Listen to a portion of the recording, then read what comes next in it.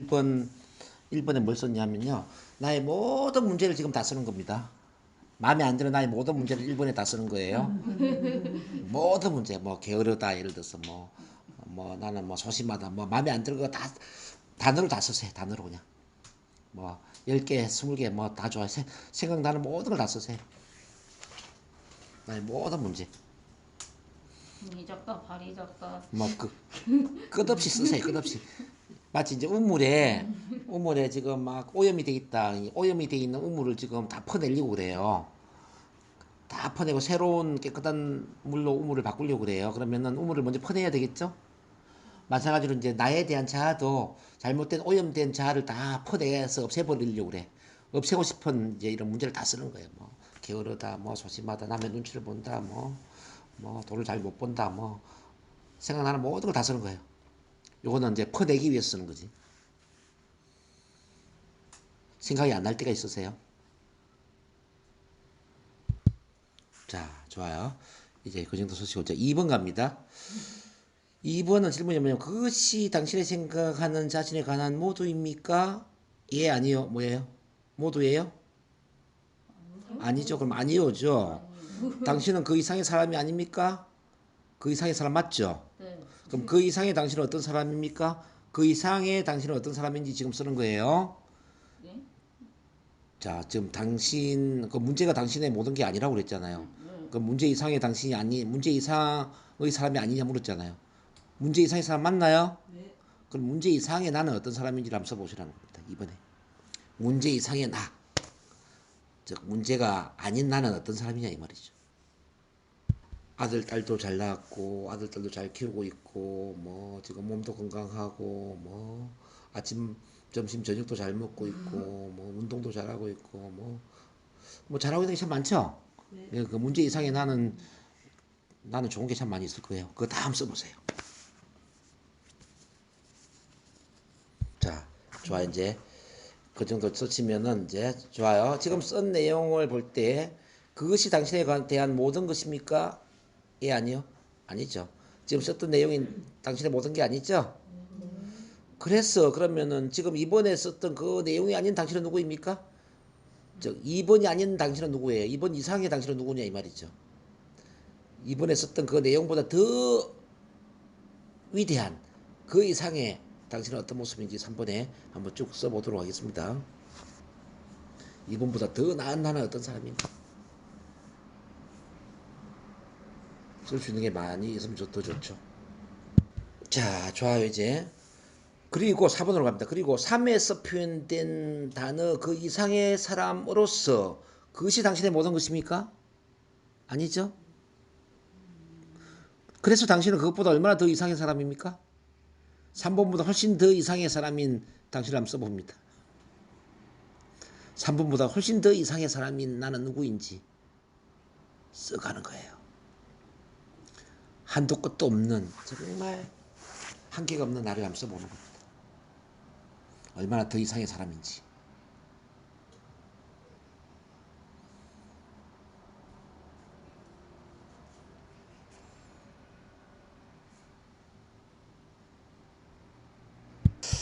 자, 4번을 이렇게 쓰다 보니까 4번에 쓴 내용이 마음에 드세요? 4번이 가장 마음에 들죠. 그럼 당신은 그 4번이라는 걸 어떻게 압니까? 이걸 한번 써봅니다. 그 증거물이죠. 4번에 쓴 내용이 나 자신이라는 걸 어떻게 아는지 그 증거물 한번 써보세요. 그럼 오늘 소중한 시간 내어 쓰기 공포 NLP 시간에도 와 있죠.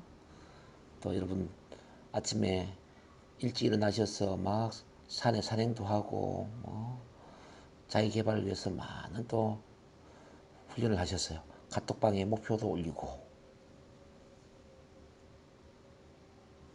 자, 그런 것처럼 내가 그렇게 4번처럼 정말 괜찮은 사람이라는 걸 알 수 있는 증거물들이 많이 있습니다. 그런 걸 한번 다 적어보는 거죠. 자, 이걸 적어볼 때 지금 마음이 어떠세요? 자, 이걸 적고 나서 보니까 내가 정말 괜찮은 사람이라는 생각이 드세요? 네. 그러니까 쉽게 말하는 거예요. 내가 문제투성이라고 생각하더라도 나는 그 문제 이상의 사람이라는 거예요. 문제 이상이 이렇고 좀 괜찮은 사람이라고 생각하더라도 그 이상의 사람이라는 거예요. 그보다도 더 멋지고 더 멋지고 더 멋진 사람이라고 생각하더라도 나는 그 이상의 존재라는 거지. 더 멋지고 정말 한계가 없이 이렇게 더없이 멋진 사람이라고 생각하더라도 나는 그 이상의 존재라는 거죠. 내가 어떻게 생각하든지 간에 나는 그 이상의 존재라는 뜻입니다. 영어로 본다면 whatever you think you are more than that. 당신이 뭐라고 생각하든지 간에 당신은 그 이상의 존재입니다. 근데 우리는 지금까지 어떻게 하고 살았죠? 어? 예, 뭐 문제투성이로 생각했잖아요. 문제투성이 그저 그런 사람, 그저 그렇고 그런 사람을 생각했잖아요. 그래서 지금까지 우리 자신을 과소평가하고 산 세월이 너무 길기 때문에 우리가 죽는 그 순간까지 정말 목숨에 지장이 없다면 가장 큰 실수를 할 수 있을 때, 지금 정말 목숨에 지장이 없는 난 가장 큰 실수를 할 수 있을 때 어떤 실수를 할 것인가? 바로 나 자신을 터무니없이 과대평가하는 실수를 저질러야 된다. 터무니없이 과대평가하는 실수를 저질러야 된다. 지금 우리 4번에 썼던 내용처럼 제가 정말 내가 나를 어떻게 생각하든지 내가 그 이상의 존재가 맞다면 나는 터무니없이 나를 과대평가해야 된다는 거예요. 그렇더라도 지난 세월에 나 자신을 과소평가하고 뭐 깔아뭉개고 사랑하지 못했던 그 과거를 보상할 수는 없다는 거죠. 그리고 우리가 자주 이야기하는 게 이제 5만 원짜리 이 돈을 막 이 쪼개고 막 이렇게 막 짓밟고 이래도 5만 원짜리 가치가 없어지는 거 아니잖아요.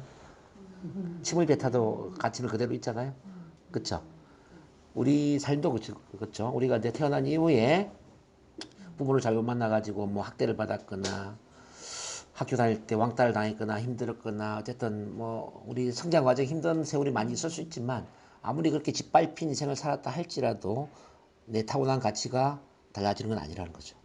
5만 원짜리가 그대로 5만 원짜리인 것처럼 나 또한 그대로 나 자신의 가치를 갖고 있기 때문에 우리가 반드시 찾아야 될 게 바로 나 자신의 가치를 찾는 거예요. 자, 나 자신이 얼마나 괜찮은 사람인지, 얼마나 가치 있고 또 존중받을 수 있고 또 무한한 그 가능성이 있고, 자, 무한한 것도 재능을 발휘할 수 있는지 또 무한한 자원이 있는지 이런 걸 이제 확인해야 되죠. 아니 확신해야죠. 확인만 하는 게 아니라 확신을 해야죠. 확신을 하고 그걸 써먹어야죠. 그렇지 않을까요? 자, 저는 이 말을 참 좋아하거든요. 녹슬어 없어지는 것보다는 달아 없어지는 편이 훨씬 더 낫다. 많은 분들이 녹슬어 없어지는 인생을 선택해요. 막 자기 능력을 발휘하지 못하고 써먹지 못하고 계속 아끼다가 나중에는 능력이 녹슬어 버리죠. 근데 우리가 능력을 써먹고 정말 써먹다 보면은 정말 몸이 달아 없어질지라도 써먹다 보면은 어떤 인생이 됩니까? 정말 빛나는 인생이 될 수 있다. 빛나는 인생. 우리가 빛나는 인생을 선택해야 됩니다. 그래서 오늘 자아상 깨기를 이제 쭉 해봤는데, 이거는 이제 글로 쓰면서 이렇게 할 수도 있고요. 또 말로 하면서 할 수도 있어요. 우리 대화할 때, 우리 상담할 때 이제 열등감을 느끼는 분 있을 수 있잖아요. 그러면은 이제 이렇게 질문할 수 있어요. 선생님이 생각하는 문제가 뭐예요? 이제 문제를 이야기하게 하는 거죠. 뭐 저런 게으르고 발표도 잘 못하고 돈도 못 벌고 막 이런 이야기를 해. 그럼 지금 말씀하신 이게 스님에 대한 모든 것일까요? 스님 그 이상의 존재가 아닐까요? 존재가 맞죠. 그러면 그 이상의 당신은 어떤 분인지를 한번 이야기해 보실래요? 그럼 저는 애기도 잘 키우고 살림도 잘 살고 요리도 잘하고 뭐 저 잘하는 것도 많이 있어요. 그러시군요. 그럼 요리 잘하고 애기도 잘 키우고 살림 잘 살고 그것만 스님의 모든 것일까요? 스님 그 이상의 존재가 아닐까요? 그 이상의 존재는 어떤 존재라고 생각하십니까? 한번 말씀해 보시죠. 예, 저는 지금 NLP도 공부하고 있고요. 제가 틈틈이 시간 내가지고 또 자격증 따기 위해서 요리 학원도 다니고 있고요. 뭐 미래를 준비하고 이런 거 보면 제가 더 나은 사람인 것 같기도 해요. 그렇군요. 맞아요. 그렇게 선생님은 참 대단한 분인데 그럼 그것만 선생님의 모든 것일까요? 선생님 그 이상의 존재가 아닐까요? 그 이상의 존재도 맞겠죠? 그럼 그 이상의 존재를 먼저 한번 생각해 봅시다. 예, 저는 나이가 아직은 뭐 50도 안 됐기 때문에 제가 할 일이 너무 많고요. 앞으로 대학 뭐 제가 박사학위도 달 것이고 어쩌면 또 제가 대학 교수가 될지 누가 아나요? 또 지금 또 하는 사업이 너무너무 잘 돼가지고 월 1억씩 이렇게 번다면은 제가 백만장자가 될 텐데 그러면 고아원에 기부도 할 수 있을 것이고 아니 제가 장학재단을 설립할지 누가 압니까? 뭐 또 제가 회사를 차려가지고 건강회사의 CEO가 될 수도 있죠. 또 전 세계를 여행하면서 막 힐링 동기부여 강연을 할 수도 있고 뭐 가능성에 저는 무진하다고 생각해요. 그렇죠. 맞아요. 그렇게 선생님은 가능성 있는 분이에요. 그렇게 대단한 분이라는 거 어떻게 알 수 있을까요? 예, 지금 이렇게 공부하고 있잖아요. 제가 없는 시간 쪽에서 공부도 하고 있고 막 또 제가 또 시간 내서 또 유튜브 동영상도 듣고 막 지금 노력하는 게 많이 있다니까요. 맞아요. 그렇게 선생님은 정말 한계가 없는 분이에요. 선생님이 어떻게 생각하든지 간에 선생님은 그 이상의 존재예요. Whatever you think you are more than that. 이런 영어 문장이 있는데요. 당신이 뭐라고 생각하든지 간에 당신은 그 이상의 존재라는 뜻이에요. 그래서 항상 당신을 과대평가를 하셔야 돼요. 목숨의 지장이 없는 한 터무니없이 과대평가해서 정말 내가 한계가 없는 인간이구나. 이걸 매일매일 나의 잠재의식에 주입을 시켜야 되고 또 그렇게 믿고 확신하고 행동을 하셔야 된다니까요. 할 수 있겠죠? 네, 박수. 자, 이거는 이제 상담 현장에서 이렇게 하는 거예요. 상담 현장에서 여러분들 고객을 만날 때나 이렇게 이제 자기 자신을 사랑하지 못하고 힘들어하는 분들을 위해서 그렇게 대화를 할 수가 있어요. 단체로 할 때는 이렇게 글을 쓰게 만들고. 괜찮은 기법이죠? 교재에는 없는데 이제 또 이런 말이 있습니다.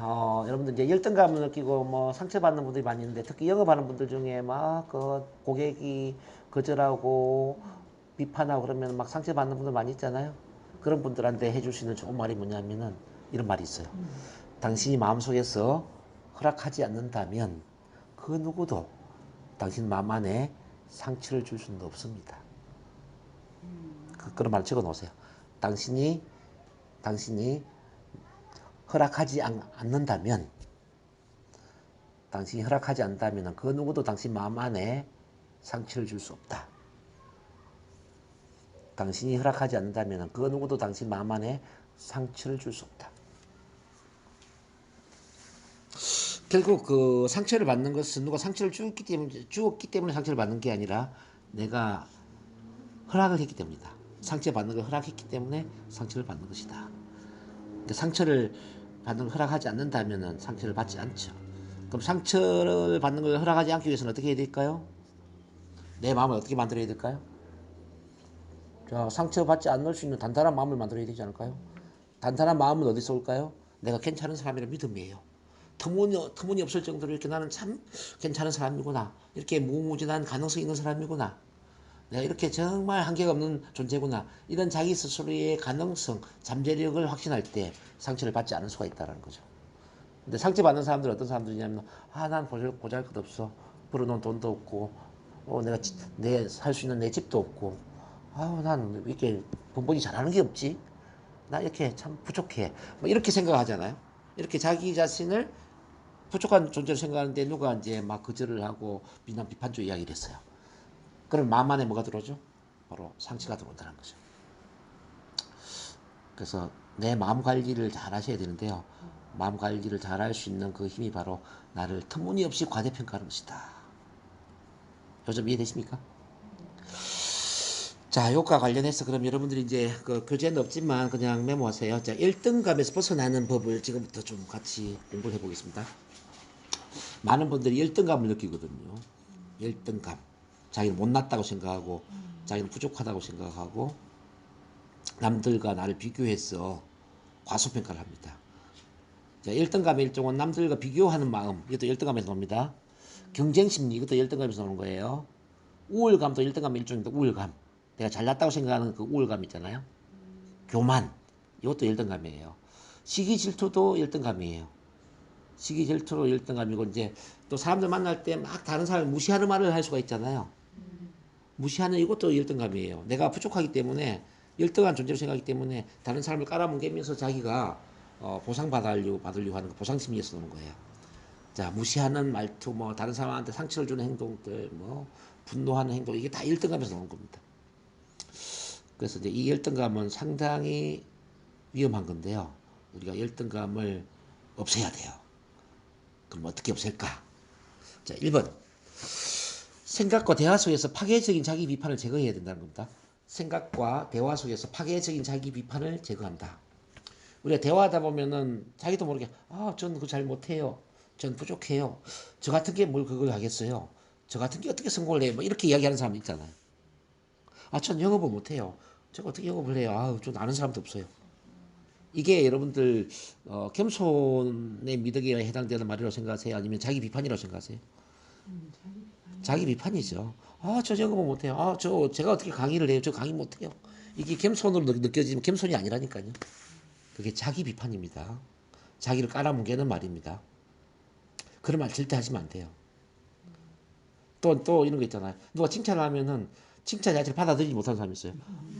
우리 김소연 씨 너무 얼굴이 미인이세요. 아, 하지 마세요. 아유, 저 얼굴이 미인. 이렇게 이야기하죠. 그거 자기 비판이죠. 그 미인이세요 하면, 예, 감사합니다.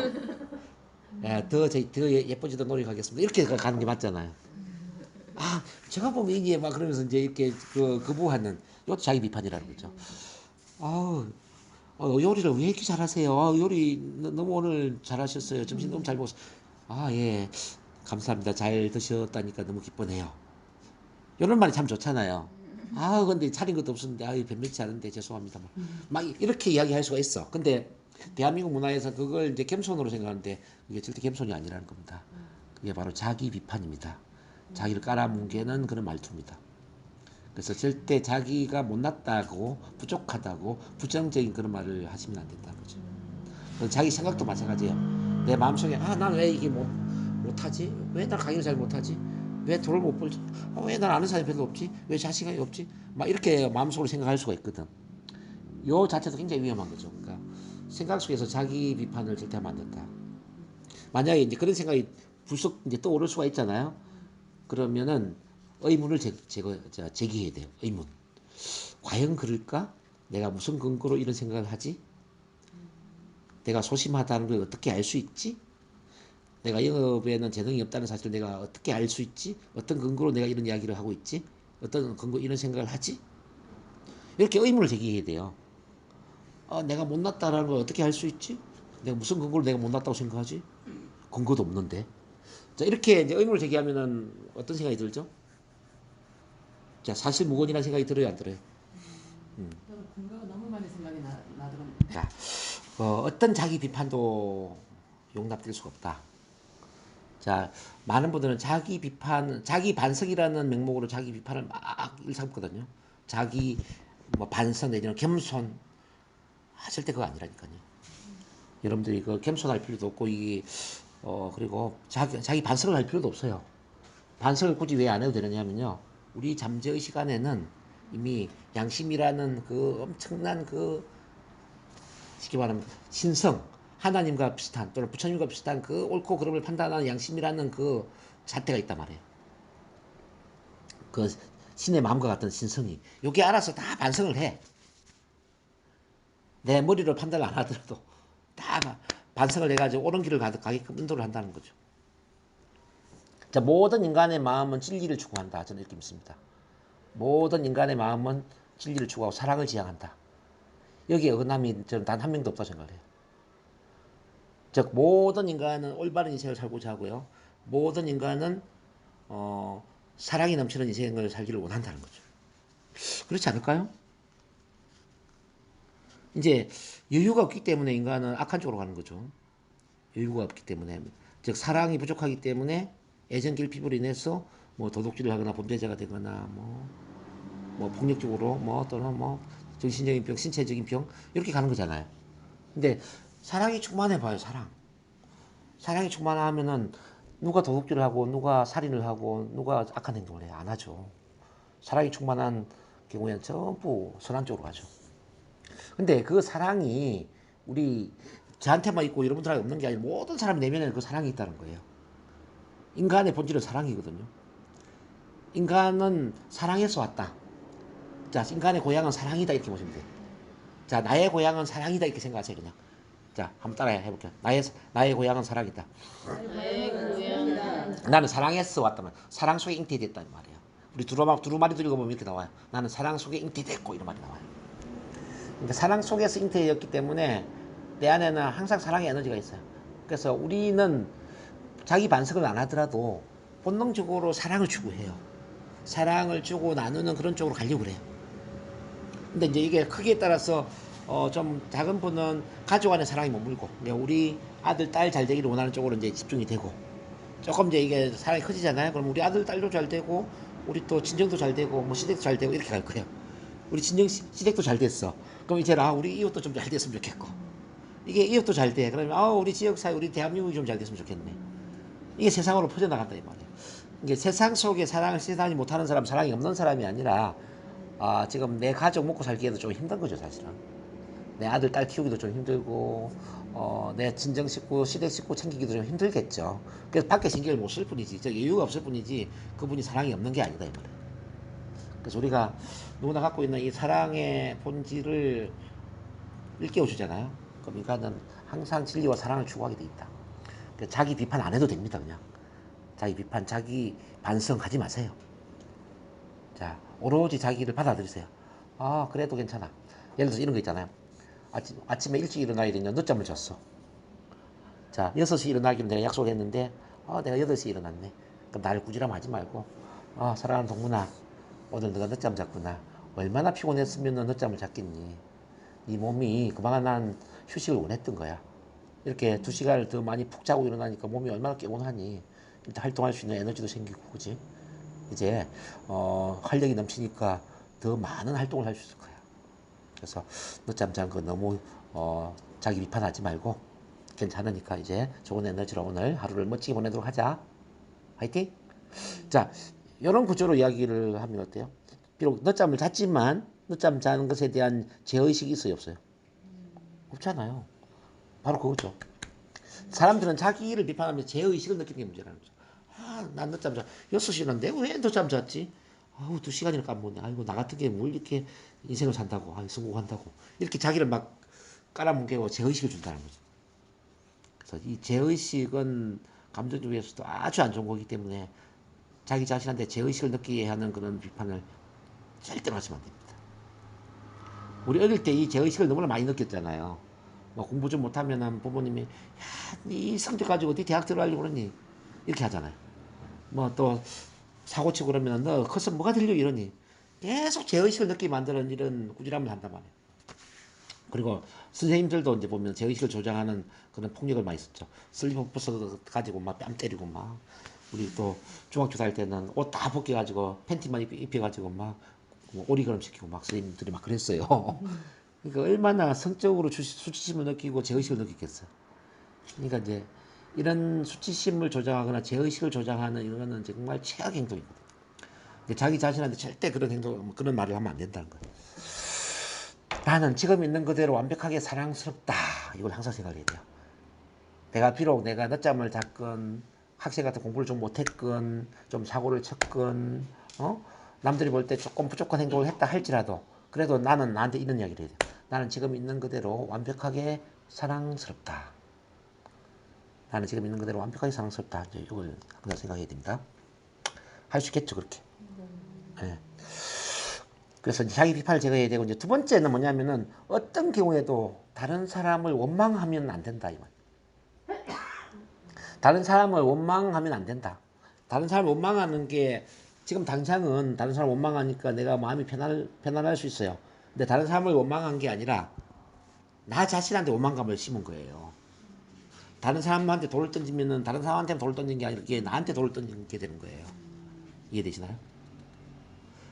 절대 다른 사람을 원망하면 안 된다는 거죠. 그럼 여러분들이 이제 지금까지 살아오면서 이제 원망스러운 대상이 분명히 있을 거란 이야기입니다. 뭐 어릴 때 부모님이 뭐 나를 잘 못 키워줘서 원망스러울 수도 있고 뭐 친척 어른 또 학교의 선생님 또 나를 힘들게 했던 주변 친구들 뭐 또 어른이 된 이후에도 뭐 나를 또 힘들게 한 주변 사람들이 많이 있을 거 아니에요. 그럼 당연히 원망스럽겠죠. 근데 그 원망스러운 마음을 갖고 있으면은 내 자존감이 무너지는 거예요. 지난주에 제가 한번 이야기했나요? 제가 이제 왜 이렇게 상세한 저희 개인 이야기를 하냐면은 이렇게 여러분들도 이제 옛날을 생각하면 원망스러운 대상들이 있을 거란 이야기죠. 그렇죠? 돈 빌려가서 안 갚는 사람뿐만 아니라 나를 이용한 사람, 배신한 사람, 얼마나 많겠어요. 근데 그 사람들에 대한 원망을 갖고 있으면은 내가 작아지는 거예요. 자, 열등감이 커진다 이 말이에요. 그래서 어떤 경우에도 절대 원망하지 말고 그분들 다 용서해 줘야 됩니다. 그리고 오히려 그분들을 감사의 대상으로 봐야 돼요. 예, 참 고맙습니다. 당신 덕분에 돈 관리의 소중함을 알게 되었네요. 당신 덕분에 인간관계 믿음 신뢰의 소중함을 알게 되었네요. 당신 덕분에 가치 있는 꿈과 비전에 집중하는 것이 어떤 의미인지를 알게 되었네요. 당신 덕분에 참 배운 게 많아요. 참 고맙습니다. 이렇게 이제 생각을 해야 돼요. 그게 쉽지 않지만 그렇게 하는 게 맞습니다. 그래서 원망을 제거해라. 어쨌든 이제 원망을 제거해라. 그 이제 원망스러운 대상은 이렇게 이해를 하면 더 쉬울 것 같아요. 악역을 맡은 조력자이다. 악역을 맡은 조력자이다. 자, 그 사람은 악역을 맡은 악역. 자, 악역을 통해서 나를 도와주고자 하는 사람이었어요. 원래 이 세상에는 어떤 악인도 없고 피해자도 없다고 생각을 해야 돼요. 악역을 저는 이렇게 비유를 하고 싶어요. 제가 자주 이야기하는 내용이지만은 우리 이제 남자들 가면 군대를 가잖아요. 군대 훈련소에 가면은 빨간 모자 쓰고 막 이렇게 얼차려 주고 기합 주고 힘들게 하는 조교들 있잖아요. 이 조교들이 그 훈련소에서는 악역이잖아요. 근데 이제 전체 어떤 뭐 군인이라든지 장교라는 이 전체의 큰 그림으로 본다면 이 사람은 도움을 주는 사람이잖아요. 그 악역을 맡아서 훈련을 시켰기 때문에 뭐 훌륭한 장교가 되고 군인이 되지 않겠냐 이 말이죠. 이제 우리 인생에 있어서도 이제 그런 빨간 모자와 같은 악역들이 있거든요. 그러니까 뭐 폭력, 뭐 돈 빌려주고 안 갚는 거, 뭐 어떤 배신, 뭐 있잖아요. 근데 이제 이런 행동은 악역인데 그런 악역을 통해서 우리한테 뭔가 깨달음을 주고 또 성장할 수 있는 그 기회를 제공했다는 거죠. 그렇게 이제 받아들이면 감사의 대상이 된다. 그래서 원망이 사라지려면 이제 이분들을 이제 이렇게 감사의 대상으로 봐야 되고 내가 그 사람으로 인해서 피해자가 아니라 오히려 혜택을 받은 수혜자라는 어떤 그런 믿음을 갖는 게 중요하다. 그 말씀드립니다. 그다음 세 번째 여러분들이 또 알아야 할 게 뭐냐면 다른 사람들이 죄의식을 이용해서 우리를 조종하려고 할 수가 있어요. 죄의식을 이용해서 조종하려고 하면은 자 반드시 거부를 해야 된다는 거죠. 그러니까 죄의식을 이용해서 조종한다. 이게 어떤 의미냐? 옛날에 왜 그 나의 약점 있잖아요. 약점을 들춰내면서 막 나를 조종하려고 할 수가 있잖아요. 자, 이런 남자들 같은 경우는 오랜만에 만나면 야, 너 나보다 옛날에 공부도 못했잖아. 공부도 못한 놈이 까불기는 뭐 이러면서 이제 욕을 할 수가 있어요. 네 옛날에 나보다 훨씬 키도 작았는데 뭐 이 키가 이렇게 컸어 뭐 이렇게. 옛날 공부도 못했는데 너 뭐 살기는 잘 사냐? 뭐 딸 보듯이 그런 식으로 이야기를 한단 말이죠. 그러면 이걸 거부를 해야지. 그 내가 공부를 못했다고 해서 잘 못 살 거라 생각했니? 공부 못하는 거하고 잘 못 사는 거하고 이게 무슨 관계냐? 우리 세상 한번 비교해 볼까? 자, 이 거부를 해야 된다는 거예요. 거부. 그 이제 부부간에도 이제 그럴 수가 있어요. 부부간에도 뭐 저렇게 서로 제의식을 활용해서 이제 이렇게 막 우리 부부 싸움 하다 보면은 예를 들어서 이제 남편이 조기에 막 술 마시고 막 이제 좀 부정적인 이런 행동들이 많이 있다면은 지금은 그렇게 안 하는데도 불구하고 한 10년 이후에 이제 부부싸움을 할 때 이런 이야기 할 수 있잖아요. 당신 결혼 최초에 나를 얼마나 힘들게 했는지 알아? 맨날 술 마시고 이렇게 들어와가지고 막 잠 안 재우고 그런 당신이 뭐 잘났다고 그래 뭐 예를 들어서 이렇게 이야기할 수 있잖아요. 그럼 남편이 지금은 그게 아닌데 옛날 10년 이전의 일을 들추어서 이렇게 아내가 이야기하면 어떻습니까? 이제 제 의식을 가지고 이제 이야기를 하는 거니까 화가 나겠죠. 그래서 이제 갈등이 생긴단 말이에요. 부부 관계도 그렇지만은 모든 인간 관계에서 그 과거를 들추지 마라. 과거를 들추어서 상대방의 약점을 이용해서 이야기를 하는 것은 그는 진짜 그는 사람을 비참하게 만드는 것이다. 그럴 때는 이제 과감히 거부를 해야 됩니다. 과감히 정색을 하고 이야기해야 됩니다. 그래 옛날에 내가 공부를 못했어 너보다. 그렇지만 지금 인생은 너보다 훨씬 더 잘 살 수도 있고 그 공부와 관계없이 나는 정말 열심히 살고 있어. 너 과거 이야기하면서 나한테 기죽이려고 하거나 제의식을 조종하려고 하면은 너 앞으로 나한테 연락 안 해도 좋아. 나 만날 생각하지 마. 이렇게 이야기하는 거지. 아주 강하게. 자, 부부간에도 예를 들어서 이제 우리 약점을 가지고 이야기하잖아요. 예를 들어서 뭐 특히 재혼한 부부 같은 경우에 뭐 재혼하기 전에 여러 부정적인 걸 들춰서 이야기할 수 있잖아요. 그러면 그것 때문에 막 또 이제 뭐 또 심리적으로 의존해서 살 수가 있고 힘들 수가 있거든요. 그러면 과감하게 거부를 해야죠. 당신 만약에 당신 나 결혼하기 이전에 그런 문제로 나를 계속 힘들게 할 것 같으면 지금 당장 헤어져도 괜찮아. 나는 같이 살고 싶은 생각 없어. 뭐 이렇게 이제 잘라야 되는 거예요. 이해됐어요? 그러니까 제 의식을 가지고 조종하는 것만큼 나쁜 게 없다. 그래서 그런 걸 과감히 거부를 해라. 그런 만큼 4번에 나도 다른 사람들에게 1등감을 주는 말을 하지 않는다. 다른 사람에게 1등감을 주는 말을 절대 하면 안 된다는 거죠. 다른 사람을 무시하거나 과소평가하거나 남들과 비교하거나 뭐 시기 질투형의 말을 하거나 이건 정말 위험한 거거든요. 특히 부모가 자식한테 하면 안 되는 아주 중요한 부분이 바로 이제 자녀들한테 비일등감을 주는 말을 하면 안 돼요. 우리 부모가 옛날에는 이제 못 배웠기 때문에 이런 이야기를 많이 했거든요. 이웃집에 누구는 공부도 잘하는데 너는 왜 그렇게 공부를 못하니? 이렇게 할 수가 있어요. 자, 너 친구 누구누구는 진짜 공부도 잘하더만 너는 왜 이렇게 공부를 못하냐? 이렇게 비교한단 말이에요. 그러면 그 비교당하는 자녀는 어떨까요, 마음이? 너무 힘들겠죠. 그래서 비교, 참 이거는 진짜 영혼을 망치는 말이에요. 그 비교, 뭐 경쟁, 시기, 질투 정말 힘듭니다. 자, 그다음 이제 5번째 여러분들 이제 용서의 법칙을 활용한다. 용서의 법칙을 활용한다. 자, 지금부터 용서를 하셔야 됩니다. 어떤 사람을 용서해야 되냐? 세 사람을 용서해야 돼요. 오늘 이제 제 강의 끝나고 나서 이제 용서의 편지 쓰는 시간이 있는데요. 첫 번째는 부모님을 용서해야 돼요. 부모님. 부모님, 어떤 부모님 용서해야 되냐면은, 자, 나한테 꾸지람을 하고, 나한테 상처를 주고, 열등감을 심고, 또는 폭력적이었던, 또는 어릴 때 너무 일찍 나를 떠났던, 나와 같이 시간을 함께 보내주지 못했던, 이런 부모님의 이런 문제 있잖아요. 이걸 용서해야 된다는 거죠. 두 번째는, 나를 힘들게 한 모든 주변 사람들을 용서해야 돼요. 나를 힘들게 한 모든 주변 사람들. 뭐 친척 어른일 수도 있고 학교 선생님, 뭐 주변의 친구들 또는 뭐 어른이 된 이후에는 뭐 주변의 이웃 사람들, 고객들 많이 있겠죠. 이런 사람들 다 용서해야 돼요. 자, 세 번째 하나가 더 있습니다. 바로 마음에 들지 않는 나 자신을 용서한다. 마음에 들지 않는 나 자신. 내가 지금까지 저질렀던 모든 실수, 과오, 창피한 모습, 뭐 마음에 안 드는 나의 모습 있죠. 이걸 용서해야 된다.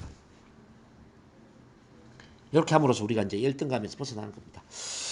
그래서 이제 잠깐 한 30분 정도 우리가 뭐 할 거냐 하면요. 용서의 편지 쓰는 시간을 가질 거거든요. 용서의 편지. 그래서 제가 종이가 필요하다 말씀드린 게 바로 그겁니다.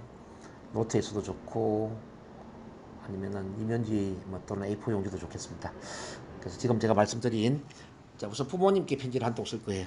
그다음 부모님한테 서운한 거. 자, 내 마음 안에 남아있는 부모님의 부정적인 모습 있잖아요.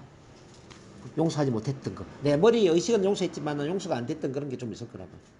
그런 걸 이제 하나씩 하나씩 쓰는 거야. 아, 옛날에 이렇게 해서 참 서운했어요. 이렇게 해서 내가 힘들었어요. 아빠 이런 이야기 하셔서 제가 상처받았어요. 우리 이제 손영 선생님은 엄마가 빨리 일찍 가셔서 내가 얼마나 힘들었는지 몰라요. 이런 거 있잖아. 뭐 그런 것들을 이제 다 이제 부모님 있다고 생각하고 편지를 앞서보는 겁니다. 1번이 되고 나면 그 다음에 이제 2번 편지는 나를 힘들게 한 사람들, 과거를 생각하면 힘들게 하는 이런 사람들이 생각이 날 거예요. 그죠? 이런 사람들의 그 잘못을 지적하면서 아, 이런 게 힘들었다, 이런 게 얄미웠다, 이런 것 때문에 내가 상처받았다, 이런 걸 다 쓰시고 그렇지만 난 당신을 용서한다. 이렇게 쓰셔야 돼요. 그리고 이제 세 번째는 나 자신에 대해서 옛날에 난 이런 걸 실수했고 이런 과오가 있었고 이런 문제가 있었고 이걸 다 쓰는 거예요. 그러고 나서 이제는 그런 나의 모든 과거를 용서합니다. 이렇게 해야 됩니다. 그래서 시간 편지 쓰는 시간 한 30분 드릴 테니까 30분 동안에 쭉 한번 써볼게요.